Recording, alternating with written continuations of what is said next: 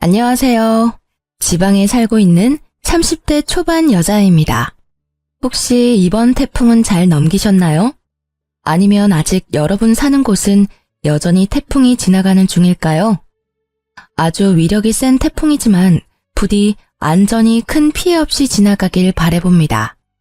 제가 사는 곳은 하루 지나자 바람이 사그라들고 언제 그랬냐는 듯 날이 겠습니다. 오늘 들려드릴 제 사연도 지금 날씨랑 비슷한데요. 전 남편이라는 태풍에 하마터면 휩쓸려 갈 뻔한 제 과거 이야기 한번 들어보시겠어요?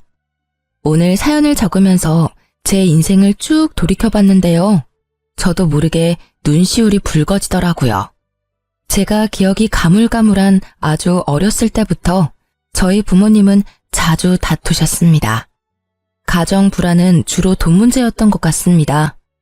그러다 초등학생 때 아버지가 지병으로 돌아가시고 어머니는 기다렸다는 듯이 집을 나가셨습니다. 야속하게도 어린 저만 혼자 두고요. 아버지 장례식장에서 만난 친척들은 모두 악마 같았어요. 어린 제게 앞으로 고생길이 훤히 보인다는 둥 자기들은 절대 맡아서 키울 생각 없다며 못난 말도 면전에 대고 하셨었죠. 어린 제가 키워달라고 안겨붙을까봐 더 못되게 그랬을까요? 장례식 끝날 때까지 그 누구도 혼자인 제게 괜찮냐며 손 내밀어준 사람은 없었습니다. 홀로 아무도 없는 집에 돌아간 그날의 상처는 아마 영원히 지울 수 없을 겁니다. 부모님 두 분 다 재산이랄 게 크게 없는 집이었어요. 그런데 아빠의 부조금마저도 어린 제게는 허용되지 않았나 봐요. 그나마 막내하며 가깝게 지냈던 건 고모였는데요. 고모라는 인간은 제게 단돈 2만 원만 쥐어주고 부조금을 모조리 들고 사라졌습니다. 지금까지 죽었는지 살았는지 모릅니다. 어린 저는 경제 감각이 없으니 그때 고모가 쥐어준 2만 원이 되게 크게 느껴졌어요. 고모는 그래도 조금은 날 좋아하는구나 착각 들 만큼요. 하지만 금방 집에 먹을 것도 동나고 돈도 떨어진 저는 그렇게 며칠을 혼자 굶었습니다. 그러다 집에 방치된 저를 발견한 사회복지사를 통해 보육원에 가게 됐습니다. 보육원에 있다가 또 언제 혼자가 될지 모르고 밥을 먹을 수 있는 마지막 기회일지 모른다는 바보 같은 생각이 들더라고요. 저는 보육원 첫날부터 옆 친구들 밥까지 탐내며 허겁지겁 밥을 먹었습니다. 당연히 그곳의 친구들은 첫 만남부터 절 싫어했고 원장은 모두가 보는 앞에서 그런 제 뺨을 때렸던 기억이 나요. 그때 저는 본능적으로 세상은 저 혼자 헤쳐나가야 함을 깨달았습니다. 배를 골지 않으려면 내 인생은 나 스스로 구제해야 함을 깨달았죠. 그렇게 저는 보육원에서 고등학생 때까지 자랐습니다. 머리가 점점 클수록 원망도 많이 생기더라고요. 날 두고 죽은 아빠, 그리고 도망간 엄마, 나 몰라라 한 친척들에 대한 원망이요. 아니, 어린 저를 감당하기 싫었음 진작 절차 밟아서 보육원에 맡기지 왜 방치해뒀나 싶었습니다. 혹시 내가 혼자 죽기를 바랐던 건가 하며 증오심도 자라났죠. 나쁜 짓을 하거나 방황하지는 않았고 전 그저 그 모든 미운 감정들을 연료 삼아 열심히 살았습니다. 만 18세의 나이로 보육원을 독립했고 대학교는 생각하지 않았어요. 고졸이지만 나름 작은 회사 경리로 들어갔거든요. 고등학교에서 제가 어느 정도 공부를 하니 담임 선생님께서는 제게 공무원 시험을 준비해보라 하셨어요. 하지만 저는 그럴 시간도 여유도 없었습니다. 당장 돈을 벌고 싶었거든요. 이 세상에서 저를 지켜줄 유일한 백은 돈밖에 없다는 걸 너무 일찍 깨달은 거죠. 저는 월 200만 원 조금 넘게 버는데 세금 떼면 그마저도 더 줄어들어서요. 20대 초반에는 저축하며 제 입에 풀칠하기 바빴습니다. 공부에 투자할 시간과 돈은 없었어요. 물론 공무원 시험을 아예 포기하지는 않았습니다. 금전적으로 허덕이지 않을 때쯤 공시 공부도 시작했어요. 그런데 조금 살만해질 때쯤 주위를 둘러보니 정말 다들 가족, 연인과 저마다 함께 있더군요. 이 세상에 저만 덩그러니 혼자인 기분이 들었습니다. 다들 혼자가 아니라 누군가와 함께 인생을 꾸린 모습에 저는 지독한 외로움에 시달렸어요. 분명 제가 기억하지 못하는 순간에는 저희 부모님도 좋았을 때가 있었겠지 생각도 했어요. 그러던 중 저는 고등학교 친구가 해준 소개팅에서 첫 남자친구를 만나게 됐어요. 그게 25 넘어 하는 제 첫 연애였습니다. 이미 연애를 여러 번 해본 남자친구는 모든 게 능숙했어요. 그 나이에도 서툰 제게 보채지 않았고 처음엔 매너 있었죠. 하지만 사귈수록 발견하게 되는 그놈의 민낯은 추악했습니다. 술만 먹으면 망나니로 돌변하더군요. 그 구렁텅이에서 절 꺼내준 게 다름 아닌 앞집 살고 있던 전 남편입니다. 제게 뭐가 모자라서 그런 놈에게 당하고 사냐고 신고도 도와주고 늘 퇴근길을 함께 해줬어요. 덕분에 징글징글하던 전 남친에게 벗어날 수 있었죠. 아무도 제게 손을 내밀지 않던 제 세상에 먼저 손 내밀어준 남편이 너무 고마웠어요. 게다가 그 사람은 술, 담배는 입에도 안 댔어요. 심지어 직업이 공무원인 남자를 보며 저 역시 덩달아 학구열도 불타오르더라고요. 나름 새로운 꿈과 욕심이 생긴 저는 9급 공무원 시험을 준비했습니다. 그 당시 남자친구였던 남편도 잘 될 거라며 옆에서 많이 응원해줬어요.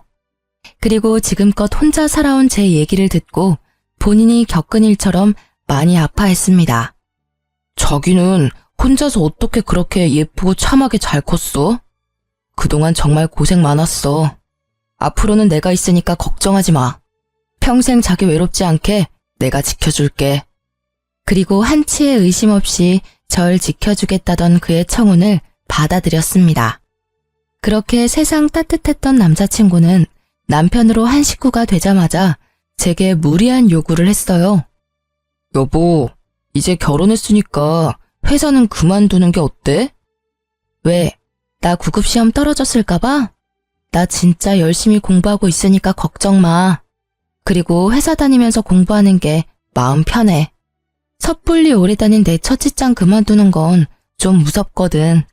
시험 합격하면 그만두려고. 뭔 소리야? 합격이라니. 설마 진짜 당신이 9급에 붙을 거라 생각하는 거야? 그게 무슨 뜻이야? 말 그대로야. 진짜 당신이 붙을 거라 생각하냐고.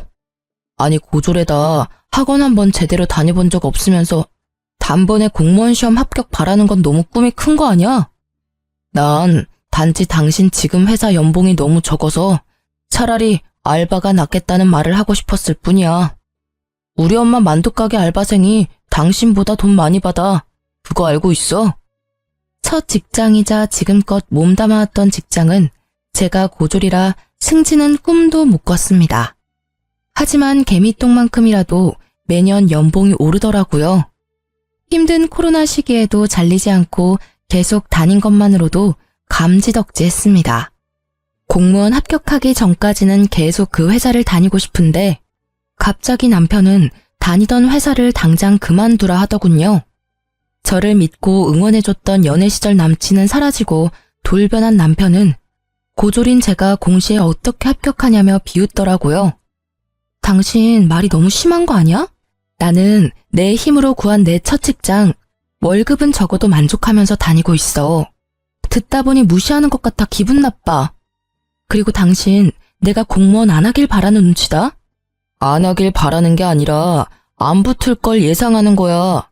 고졸인 네가 공시는 무슨 공시야. 헛꿈 그만 꾸고 돈 안 되는 회사는 얼른 그만둬. 그리고 말인데 우리 엄마 만두가게 장사 잘 되는 거 알지? 요즘 손이 모자라다는데 당신이 가서 일 좀 도우면서 배워봐. 그럼 우리 엄마가 당신한테 가게 선뜻 물려줄 수도 있잖아. 헛꿈? 말을 왜 그렇게 함부로 해? 결국 지금 나한테 회사 그만두고 어머님 가게 일 도우라는 거잖아. 나 당신 부인이야. 부탁도 아니고 명령하잖아. 이게 지금 뭐 하는 태도야? 제가 한 번도 지은 적 없는 불쾌한 표정을 짓자 남편은 적잖이 당황했습니다. 아니, 말이 헛나온 거야. 난 그냥 당신 비전도 없는 회사에서 개고생하는 게 싫어서 그랬지. 아무리 그래도 말이 어가 다르고 어가 다르지. 그래, 나 고졸이다. 고졸이 뭐가 어때서? 난 떳떳해. 내가 혼자 어떻게 졸업한 학교인데. 미안해. 일단 진정 좀 하고 내 말 좀 들어봐. 내가 요즘 엄청 스트레스 받아서 당신한테 나도 모르게 성질 부렸나 봐. 아니, 우리 엄마가 요즘 몸이 불편하다고 병원에 같이 가자고 자꾸 부르시잖아. 근데 당신도 알잖아. 나 업무 많아서 야근까지 하는데 엄마까지 케어하느라 요새 좀 몸이 힘들다. 그래서 당신한테 좀 부탁하려고 했는데 말이 삐뚤게 나가서 미안. 뭐? 어머니 아프셔? 어디가 아프신데? 그럼 그렇다고 나한테 진작 말을 하던가. 엄마 좀 챙겨달라는 부탁을 못해서 제게 못되게 군 남편이 미웠지만요. 생각해보니 요새 저도 바쁘다고 시모에게 연락을 못 드렸던 거예요. 저는 남편을 타박하며 곧바로 시모께 찾아갔습니다. 어머님, 저 왔어요. 제가 요새 그이 따라 공무원 되고 싶어서 공부를 시작했거든요. 근데 회사 일까지 바빠서 너무 정신이 없었어요. 어머님께 요즘 신경 못 써드려서 정말 죄송해요. 편찮으시다는 말 듣고 바로 온 거예요. 많이 안 좋으신 거예요? 어머님, 앞으로 병원은 저랑 같이 다녀요. 결혼 전에는 가족품이 그립다더니 너 결혼 후에 내가 먼저 안 하면 연락 한 통 없더라. 인간이 다 그래. 뒤돌아서면 남이지. 자식 새끼라고 키워봤자 그놈도 지엠이 아프다니까 툴툴거리기나 하고. 에이구, 내가 빨리 죽어야지. 어머님이 왜 빨리 죽어요? 말만 그런 게 아니라 진짜 이제 어머님은 제 가족이에요. 저 무서우니까 그런 나쁜 말 하지 마세요. 저희 때문에 많이 속상하셨죠? 근데 저도 좀 속상해요. 몸이 안 좋으시면 툴툴거리는 아들 말고 저한테 전화하시지 그러셨어요. 제가 불편할까봐 안 하셨죠? 저 괜찮으니까 앞으로는 무슨 일 생기면 무조건 저한테 전화 주세요. 아셨죠? 이그, 너 지금 내 가게 보고 나한테 아양 부리는 거지? 이 가게 어차피 너 물려줄 생각 없으니 꿈도 꾸지 마라. 어머님, 저도 만두 빚으면서 평생 살기 싫거든요. 저는 제가 좋아하는 일 하면서 살 거예요. 당분간만 도와드리는 거니까 월급은 제가 전에 있던 직장보다 많이 주셔야 해요. 뭐? 회사를 그만뒀어? 네, 저 회사 그만뒀어요. 글쎄, 쥐꼬리만한 월급이라고 남편이 바가지로 엄청 긁어대더라고요. 지는 뭐 벌면 얼마나 번다고? 혹시 나 때문이냐? 너 어떻게 들어간 회사인 거 내가 들어서 뻔히 아는데. 맞죠? 어머님, 그 사람 진짜 너무해요. 그러니까 저 남편보다 월급 더 많이 주셔야 해요. 사실 회사는 저 승진시켜줄 생각도 없는데 계속 붙잡고 있었던 것도 뭐 제 자격지심이죠. 제가 처음으로 이뤄내고 지켜낸 자리니까요. 하지만 지금 내려놓아도 저는 괜찮아요. 그 회사보다 전 어머님이 더 중요하거든요. 그 대신 저 꼭 어머님이랑 같이 지내면서 공시도 합격할 거예요. 뭐 그건 네가 하는 거에 달려있지. 처음엔 못된 말만 하는 시모 때문에 무척 속상했어요. 하지만 말만 퉁명스럽게 할 뿐이지 시모는 정말 따뜻한 분이셨어요. 결혼해서 남편과 함께 효도하겠다던 제가 그동안 무심했던 건 사실이었죠. 그래서 서운했던 게 생각 안 나게 시모께 더욱 잘해드리려 노력했습니다. 그렇게 저는 일주일에 한 번 시모 병원을 따라다니면서 평일에는 만두가게에서 일했어요. 저는 어머님의 재산이 얼마인지 그 작은 만두가게의 가치가 얼마인지 잘 몰랐는데요. 같이 지내다 보니 어머님이 꽤 여유가 있으신 분이란 걸 알았어요. 어머님께서는 원래 제 연봉을 물으시더니 딱 그 연봉의 2배는 좋게 넘게 주셨어요. 제가 하는 일이라곤 만두 빚는 것 뿐이었어요. 만두소는 어머님께서 직접 만들고 만두는 직원들과 함께 빚었습니다.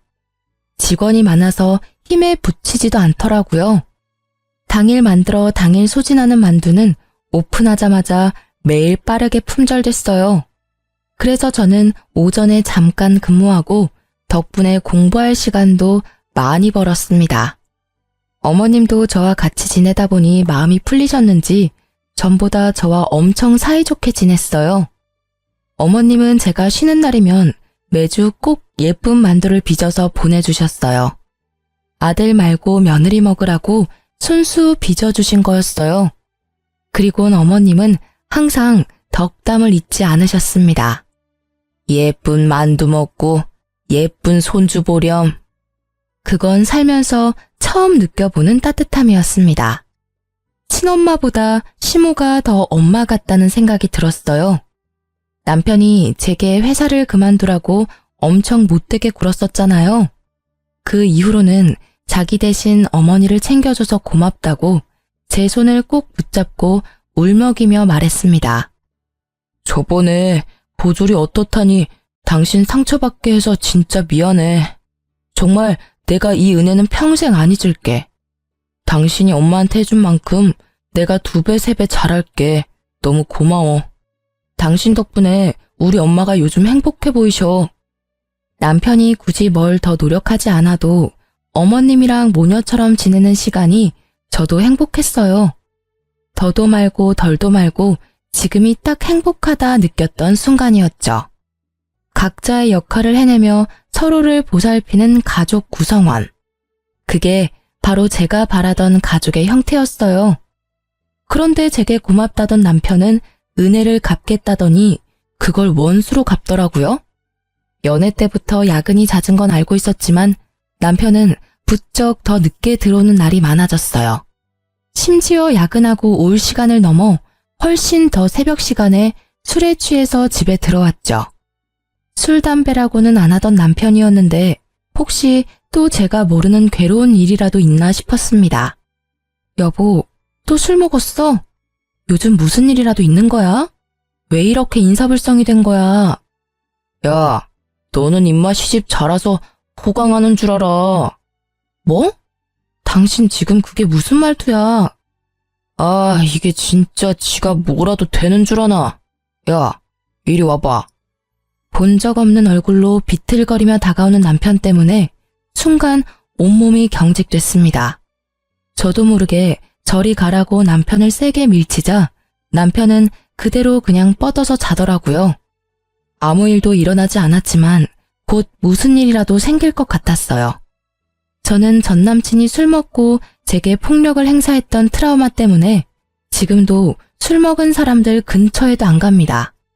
그런데 가장 가까이 지내는 남편이 취객처럼 굴자 심장이 미친 듯이 뛰었죠. 게다가 남편은 술에 취해 그냥 자는 것도 아니었어요. 잠시라도 정신이 들면 꼭 큰 소리로 마누라 어딨냐고 고래고래 소리를 질렀죠. 아니면 밥 좀 차리라며 주정을 부렸어요. 여보, 잘못했어. 내가 마시고 싶어서 마신 게 아니라 회식 때문에 그런 거야. 다음날 술 깨면 남편이 회식 때문이라며 싹싹 빌어대서 한 번은 봐줬는데 그 뒤로도 계속 똑같은 문제가 반복됐습니다. 저는 가게 때문에 남편보다 일찍 출근하고 남편이랑 그 문제에 대해서 제대로 대화할 시간이 없더라고요. 그렇게 제가 얼렁뚱땅 넘어가니 점점 더 선을 넘는다 싶었죠. 저는 처음엔 술 취한 남편이 무서웠는데 몇 번 반복되니 점점 속에서 열불나서 참을 수 없었습니다. 야, 너만 소리 지를 줄 알아? 남편이 또 술에 취해 들어와 난동을 부리길래 전 똑같이 남편에게 소리를 질렀어요. 그러자 남편은 살벌한 얼굴로 식탁 위에 물잔을 잡더라고요. 그리고 남편은 제게 물을 뿌렸습니다. 유리잔은 그대로 싱크대에 던져버려서 깨졌고요. 저는 물에 젖은 생쥐꼴로 바들바들 떨며 어머님께 전화했습니다. 그때는 이상하게 경찰보다 시모가 더 먼저 떠오르더라고요. 제 연락에 택시를 타고 한달음에 달려온 어머님이었어요. 어머님. 아니, 너 괜찮냐? 잘밤에 머리가 다 젖었네. 어딨어? 내 며느리 울린 이 못난 놈 어딨냐? 어머님은 세상 모르고 잠든 남편에게 쌍심지를 켜시곤 다가갔어요. 어머님은 냉장고에서 꺼낸 물병 뚜껑을 열고 자는 남편에게 그대로 들이부으셨어요. 차가워. 누구야? 누구긴 네 애미다 이 썩을 놈아. 엄마. 냉수 마찰하니 지 애미는 알아보구나. 근데 왜 네 색시를 못 알아봐? 어디 술 취했으면 곱게 잘 것이지 내 며느리를 괴롭혀? 내가 또 술 먹고 실수했대요. 아니 당신은 그렇다고 지금 시간이 몇 시인데 엄마를 불러. 뭐? 또? 이따위로 인사불성된 게 한두 번이 아니었단 말이지? 너 이 자식 애미가 우스워? 어디 내 앞에서 큰 소리야? 아니 어디 너만 사회생활하냐? 응? 네 부인은 시모 뒷바라지 한다고 매일 얼마나 힘든 줄 알아? 사실은 어머님이 일을 덜 시키면 덜 시키셨지 저는 만두가게 일이 힘들지 않았거든요. 하지만 남편 앞에서 저를 두둔하기 위한 못된 시어머니를 자처하셨죠. 나도 모자라 너까지 부인을 괴롭히면 쓰냐? 너 이따위 망나니 짓 할 거면 당장 이혼해라. 어디 감히 내 며느리한테 물을 끼얹어? 내가 시집살이 시킨다고 너까지 지금 네 부인을 무시해? 너 지금은 물잔이지? 나중에는 네 손에 뭐가 들려있을지 앞날이 훤히 보인다. 엄마, 무슨 말씀을 그렇게 하세요? 그럼 나중에 제가 뭐 가정폭력이라도 저지른다는 말씀이세요? 아이고, 이미 넌 폭력을 쓴 거야 이놈아. 술 처먹고 와서 괴롭힌 게 폭력이야. 아가, 내가 경찰 부르마. 저런 놈은 콩밥을 먹어야 정신을 차려. 시모는 콧김을 뿜으시며 남편에게 쌍욕을 한 바가지 하셨어요. 그러고도 분이 안 풀리시는지 경찰 부르겠다고 화를 내셨죠. 그러자 남편은 상황 파악이 됐는지 무릎까지 꿇은 채로 빌고 또 빌더라고요. 엄마, 무슨 경찰은 경찰이야. 나 공무원이에요. 이러지 마세요. 어? 여보, 내가 다 잘못했어. 다시는 안 그럴게. 그러니까 우리 엄마 좀 말려봐. 저놈 사과하는 꼬라지 봐라. 그게 사과냐? 아가, 일단 우리 집으로 가자. 우리 집 가서 넌 내 집이다 생각하고 너 하고 싶은 대로 살아. 그리고 이혼을 할지 결정하렴. 저놈 하는 짓은 내가 못 봐주겠다. 시댁으로 가는 길 택시 안에서 시모는 괜찮다며 제 손을 연신 쓸어주셨어요. 그 온기에 저는 불안이 가라앉았죠. 한동안 시댁에서 먹고 자고 어머님의 배려로 만두가게도 출근하지 않았어요. 남편은 매일 출근 전에는 어머님께 찾아가서 싹싹 빌고요. 퇴근하면서 제가 좋아했던 음식들을 사와서 한 번만 용서해달라고 빌었습니다. 제가 집을 나간 뒤로 남편은 마음고생을 좀 했는지 살이 쏙 빠졌더라고요. 다시는 술 안 먹겠다는 각서도 자진해서 썼습니다. 저는 예전에 남편이 절 구해준 일이 떠올라서 정말 딱 한 번만 봐주자 생각했어요. 그리고 무엇보다 겨우 이룬 제 가정을 쉽게 제 손으로 깨지 못하겠더라고요. 그 대신 다음에 또 이런 일이 일어난다면 가차없이 이혼하기로 마음먹었습니다. 다행히 남편은 예전처럼 술을 입에도 대지 않았고 예전 모습으로 돌아와 저희는 일상을 찾을 수 있었어요. 더 이상 술 문제로 저를 힘들게 하지 않았습니다. 그런데 남편이 하는 통화를 우연히 들은 그날 제 세상이 무너졌습니다. 자기야, 이번 달은 나만 믿으라니까. 이번 달 보험왕은 당신이라고. 그 말 한마디만 엿들었는데 제 온몸에 세포가 반응했어요. 아니나 다를까 남편 몰래 전화기를 뒤져보니 바람이 확실하더군요. 대화 내용을 보니 너밖에 없다, 사랑한다, 어쩐다. 참 가관이었습니다. 남편과 상간녀는 시모의 가게와 재산을 탐내고 있었습니다. 그동안 저를 이용해서 남편은 시모의 환심을 사려 했던 거죠. 모든 사실을 알게 된 저는 분노했어요. 겉도 모자라 상간녀와 함께 시모의 명의로 억대의 사망보험금을 받을 수 있게 작전을 짜고 있더군요. 제가 알고 있다는 걸 모르던 남편은 뻔뻔하게도 이러더군요.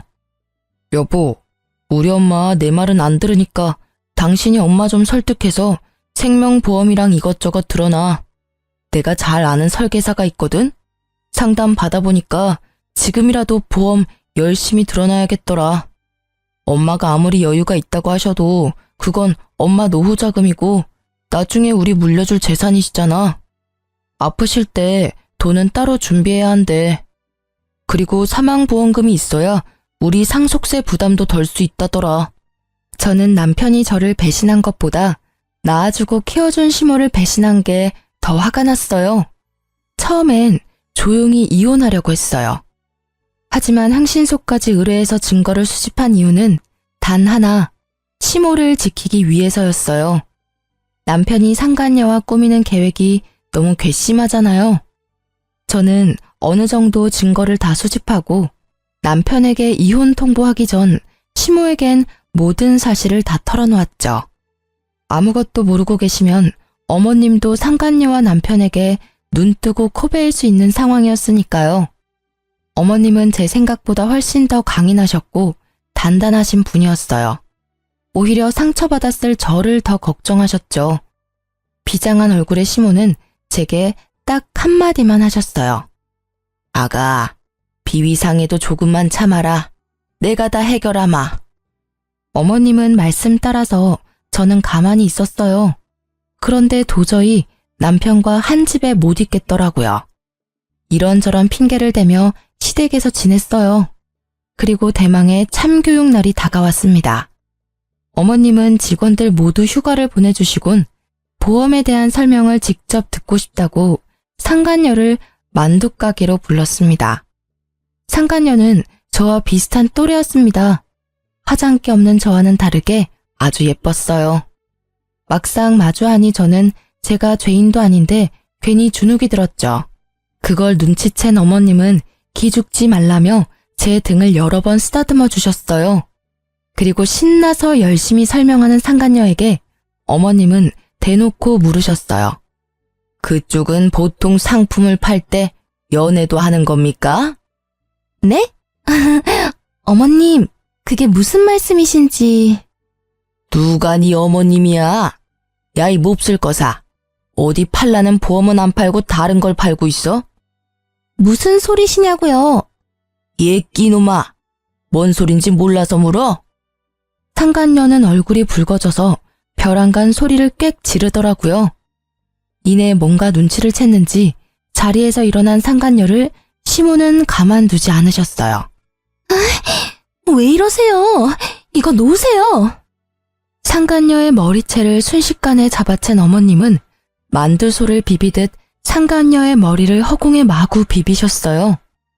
너, 네가 일하는 보험회사에 당장 같이 가자. 앞장서. 내가 내 아들이랑 너랑 바람난 거 회사에 항의하려니까. 어디 감히 되도 않는 꿍꿍이로 접근했어? 뭐 내 가게를 받아서 홀라당 팔아먹겠다고? 그것도 모자라서 내가 죽으면 그 돈으로 내 쓰레기 같은 아들이랑 호의호식하겠다고? 아니 인연 이거 상간녀 주제에 꿈도 크다. 근데 이거 어쩌나? 내가 대대로 장수하는 집안 딸이야. 내가 쉽게 죽을 것 같아? 어디 평생 내 시집살이나 하면서 같이 늙어볼 티요? 평소에 보지 못했던 어머님의 구수한 욕설에 저는 깜짝 놀랐어요.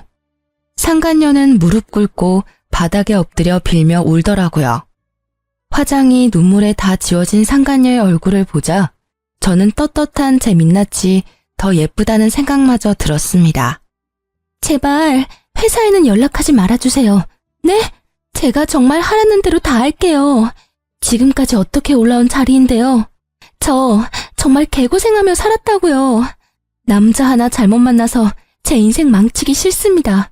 그리고 저 평소에 고객님들한테 딴 맘 안 품어요. 진짜 맹세코 이런 적 처음입니다. 아드님이 먼저 그러자고 제게 제안했다고요. 얼씨구, 당장 네 회사 가서 내 앞으로 된 보험 싹 다 해지하고 내 아들한테는 아직 이야기하지 마. 이야기했다간 그날 바로 내가 너 회사 뒤집어 엎을 거야. 그놈은 내가 알아서 조질 테니까 모른 척하고 기다려. 네 최후는 어떻게 할지 내가 고민해 볼 테니까. 애초에 어머님 보험은 아직 들지도 않았어요. 다만 사모님 보험은 몇 개 들었거든요. 지금 회사 가서 제가 손해보더라도 당장 다 해지할게요. 그러니까 제발 저 한 번만 봐주세요. 내 보험을 들었다고요? 남편은 이미 상간녀에게 제 보험을 몰래 들었더라고요. 정말 TV에서 볼 것 같은 이야기였어요. 사망보험금 2억? 그 액수에 저는 할 말을 잃었습니다. 어머님은 가슴을 치시며 본인이 미안하다고 우셨어요. 저는 어머님 잘못은 없다고 서로 껴안고 엄청 울었습니다. 상간녀는 그 사이 슬금슬금 도망가고요. 가게를 3일 이상 쉬어본 적 없는 어머님은 상간녀와 남편을 참교육하기 위해 일주일이나 문을 닫으셨어요.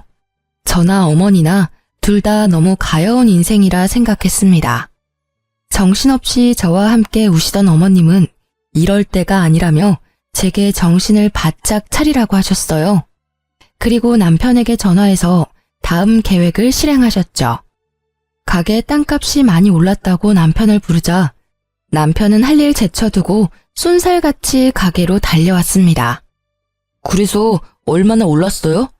엄마 올랐을 때 파는 것도 나쁘지 않아요. 솔직히 엄마 이제 늙으셔서 앞으로 얼마나 장사하실 수 있을지 모르잖아요. 차라리 여기는 정리하고 우리 월세로 옮겨서 가게 다시 열어요. 네? 아무것도 모르는 남편은 싱글벙글한 얼굴로 가게 땅값이 얼마나 올랐냐고 묻더라고요.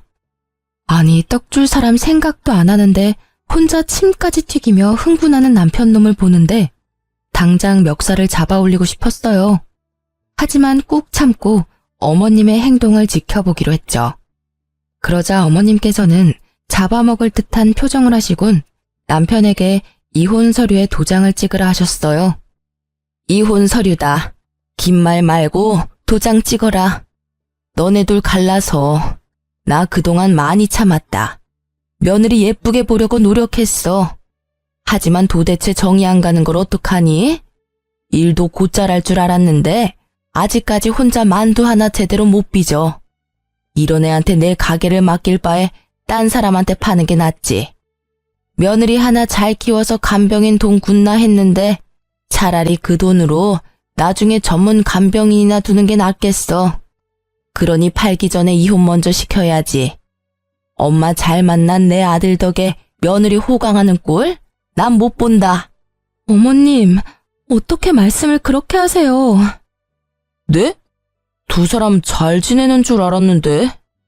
어떡할 거냐? 쟤랑 이혼할 거야 말 거야. 이혼하면 하나밖에 없는 아들한테 다 물려주고 안 하면 국물도 없다. 네 가정 지킬래 아님 내 돈 다 네가 가질래? 당연히 난 엄마 편이죠. 당신 엄마한테 얼마나 서운하게 했으면 엄마가 저러셔? 안타깝지만 난 효자라서 엄마 말씀대로 할 거야. 위자료는 꿈도 꾸지 마. 아닌 거 당신이 제일 잘 알잖아. 내가 어머님 잘 보살펴드려서 고맙다며. 그래서 당신 나한테 은혜 갚는다며. 근데 어떻게 이래? 저는 미리 어머님과 계획한 대로 남편에게 매달리는 척도 해봤어요. 하지만 남편은 두말하지 않고 냉정하게 이혼 서류에 도장을 찍더라고요. 도장이 찍히자마자 시모는 만두 담는 쟁반으로 남편 싸대기를 날렸습니다. 남편 고개가 돌아갈 정도로 세게 때리셨죠. 그러자 턱을 붙잡고 남편은 소리쳤어요. 엄마, 왜 이러세요? 갑자기 미친 거예요? 이런 썩을 문디 자식이 아주 지그 아빠랑 똑같네. 아주 똑배 닮아서 조광지처 눈에 피눈물 흘리게 하네. 남편은 무슨 일인지 파악하느라 두 눈을 요리조리 굴렸어요. 저는 상간녀에게 전화를 걸어 남편에게 내밀었어요. 받아봐. 누군데? 여보세요? 고객님, 저예요. 그동안 사모님 몰래 들어놓은 보험 계약은 다 해지됐습니다. 보험료 냈던 건 전부는 못 돌려받아요. 받을 수 있는 건 전부 사모님한테 입금해 놓겠습니다. 야, 이 미친, 뭐라고? 남편은 상간녀의 목소리를 바로 알아보더라고요. 남편 놈은 그제서야 상황을 눈치챘는지 시모와 제게 번갈아가며 손이 발이 되도록 빌었습니다. 이혼 도장 순순히 찍어줘서 정말 고마워. 여보, 오해야. 그런 거 아니야. 엄마 진짜 아니에요. 저 보험 사기꾼이 저한테 접근해서 속은 것 뿐이에요. 야, 맘 같아선 네 재산, 네 직장 다 뺏고 싶은데 더러워서 손도 대기 싫어서 가만히 있는 거야. 그러니까 그 입 다물어. 어머님이 널 어떻게 키워주셨는데 이래? 아가, 저런 쓰레기랑 더 말 섞을 필요도 없다. 너 당장 짐 싸서 우리 눈앞에서 사라져라. 난 이제 아들 따위 없는 걸로 하마. 엄마, 왜 이러셔 진짜? 소미 네가 이제부터 내 딸 해라. 어머님, 내가 너 입양 절차 알아봤다. 자, 서류 받아라. 너도 마음에 준비할 시간이 필요할 테니 잘 생각해봐라. 이놈이랑 이혼하고 나한테 와. 내가 너 꽃길만 걷게 해줄 테니. 이제부터 모든 재산 권리는 우리 소미한테 줄 거야. 어머니, 정신 차리세요. 노망 났어요? 얘는 피 하나 안 섞인 남이라고요. 너 엄마를 어떻게 구워 삶은 거야? 어머님의 폭탄 발언에 남편 놈은 눈을 희번덕거리며 제게 달려들었죠. 시모는 기다렸다는 듯 경찰에게 연락했어요. 여보세요? 거기 땡땡 경찰서죠? 여기 땡땡 만두집인데. 응, 나야 나 송 사장. 아, 웬 망나니가 와서 가게를 쑥대밭으로 만들고 있잖아. 얼른 와봐. 엄마, 누가 네 엄마야 이 자식아? 엄마가 어떻게 이래? 자식한테 어떻게 이러냐고. 남편을 혼내는 어머님의 몸이 미세하게 떨리는 걸 알고 저는 급하게 남편을 가로막고 말했습니다. 너야말로 자식이 어떻게 그래? 상간녀랑 보험 사기단으로 잡혀가고 싶지? 나도 모르는 보험 가입한 거 문제 안 될 줄 알았나 봐. 어머님 앞에서 더 추한 꼴 보이지 말고 얼른 꺼져. 남편 놈은 정말 땅을 치며 발악하더군요. 그래봤자 그놈에게 더 이상 남은 거라곤 아무것도 없었어요. 경찰이 오고 이댁 아드님 아니냐고 묻는데 어머님은 외면했습니다. 그래, 못난 내 아들 맞아. 데리고 있다가 정신 차리면 훈방 조치 부탁해. 가게에서 난동 부린 건 사실이니까. 기운이 다 빠진 남편은 더 이상 제게도 시모에게도 달려들지 않았습니다. 조용히 경찰을 따라가더군요. 너무 큰일을 겪으셔서 혹시나 쓰러지실까봐 저는 내내 어머님 곁을 지켰네요. 어머님은 아들에게 보여주기식이 아니라 정말 저를 입양할 계획이셨어요. 난 정말 소민이가 내 딸 같아. 우리가 이런 인연으로 엮였지만 안 좋게 끝내고 싶지는 않구나. 난 진심으로 널 가족이라 생각한단다. 어머님 마음 저 잘 알아요. 누가 뭐래도 저 어머님 가족이에요. 저 사람이랑 이혼했더라도 여전히 어머님은 제 어머님이세요. 하지만 저 어머님 딸로 들어가면 저 사람이랑 남매인 거잖아요. 저 죽어도 그건 싫어요. 어머님이랑 저 서류상으로 아무 사이는 아니지만 가족같이 지내잖아요. 계속 지금처럼 지내면 안 될까요? 가족이 되면 더 많은 것들이 내게 돌아갈 텐데 난 그게 아쉬운 거야. 소미 넌 아쉽지 않니? 어머님, 저는 지금도 좋아요. 시모는 제가 끝끝내 입양은 만료했더니 살짝 서운해하셨죠. 하지만 서운해하시는 것도 정말 잠시였어요. 어머님께서는 제 가족이 못 돼준다면 든든한 백은 되어주겠다 하셨죠. 그 약속을 지키시겠다며 그동안 모았던 재산 반은 좋은 기부처에 기부했고 반은 제게 주셨습니다. 그리고는 제게 꼭 공시에 합격하라고 당부하셨어요. 너 공시 불합격하면 내가 준 돈 다시 다 돌려줘야 한다. 에이, 줬다 뺏는 게 어딨어요. 저는 아직도 전 시모, 아니 이제 엄마라고 부릅니다. 엄마랑 병원 갈 일 있으면 같이 가드려요. 공시는 다행히 한 번에 붙어서 받았던 재산은 돌려드리지 않았습니다. 그런데 하필 좁은 공무원 바닥, 저는 전 남편과 같은 부서에 근무하게 됐습니다. 그 인간은 자기 잘못도 모르고 자기 엄마 재산을 가져간 저를 여전히 미워하고 있었죠. 직장에서 막상 저를 마주하니 놀라서 전 남편 얼굴은 사색이 됐더라고요. 불편했는데 그 불편함도 잠시였어요. 얼마 안 가서 상간녀가 찾아왔거든요. 내 인생 책임져 이 자식아. 다 네가 계획한 거였잖아. 네 부인도 네 엄마도 네가 생명보험 억대로 들라며. 야, 여기가 어디라고 지금? 나 보험 사기로 신고당해서 이제 보험일 못해. 너 때문에 보험 모집인 자격 박탈당했다고. 이 자식아, 너 때문에 소문 다 나서 나 나중에 다른 보험회사도 못 가. 내가 할 줄 아는 거라곤 영어뿐인데 어쩔 거야. 네가 나 먹여 살릴 거야? 그럴래?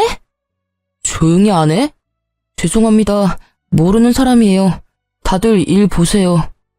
전 남편은 상간녀를 모른 채 했지만 상간녀는 끝까지 그런 전 남편을 물고 늘어지더라고요. 사람들은 수군거리고 저희 사무실은 한바탕 난리가 났습니다. 저는 현장에서 실시간으로 보는데 웃음 참느라 혼났습니다. 생명보험, 불효자식, 조강지쳐 버린 쓰레기. 이런 키워드들이 한동안 떠돌자 전 남편은 알아서 일을 그만뒀습니다.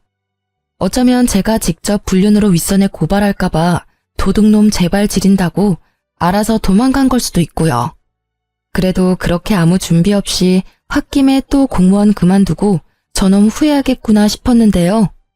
역시나 제 예상이 맞았습니다. 공무원 그만두고 할 줄 아는 거 없는 전 남편은 퇴직금을 탕진하고 엄마한테 찾아왔다고 합니다. 엄마한테 들은 내용 그대로 전달해 드릴게요. 엄마, 저 돈 좀 보태주세요. 제가 진짜 기가 막힌 사업 아이템 발견했거든요. 엄마 아들 공무원 시험도 단번에 붙고 엄청 똑똑한 거 잘 알잖아요. 누가 내 아들이요? 댁은 뉘신지? 엄마는 당연히 반성하지 않고 돈만 밝히는 전 남편을 외면하셨죠. 누구냐고 묻는 엄마의 말에 전 남편은 끝내 완전히 무너졌다고 합니다. 어머니, 저라고요. 언제까지 아들 모르는 척 할 거예요? 전 남편은 모든 걸 후회한다며 엉엉 울면서 빌고 또 빌었대요. 돈이고 뭐고 필요 없으니 제발 아들 모르는 척하지 말아달라고요. 엄마는 그런 전 남편에게 이렇게 말씀하셨대요.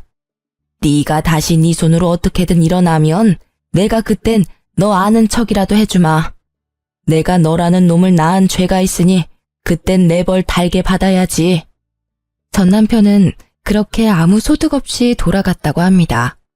동네가 워낙 소문이 빨라서요. 소문 들어보니 전 남편은 어느 고깃집에서 일하고 있다더군요. 그놈이 한 짓거리들 생각하면 분해서 더 벌받기를 원했지만요.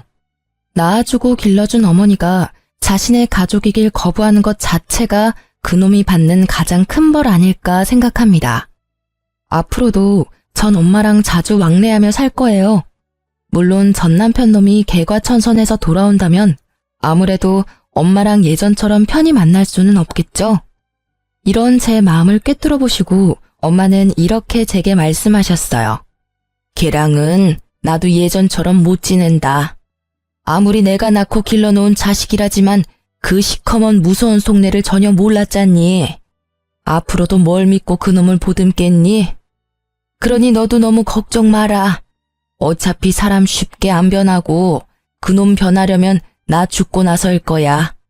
그리고 어차피 나 이제 가진 것도 없어. 이 몸뚱이뿐이야. 만약 나한테 빌붙으려고 한다면 내가 역으로 저놈한테 빌붙어야지 뭐. 엄마도 참.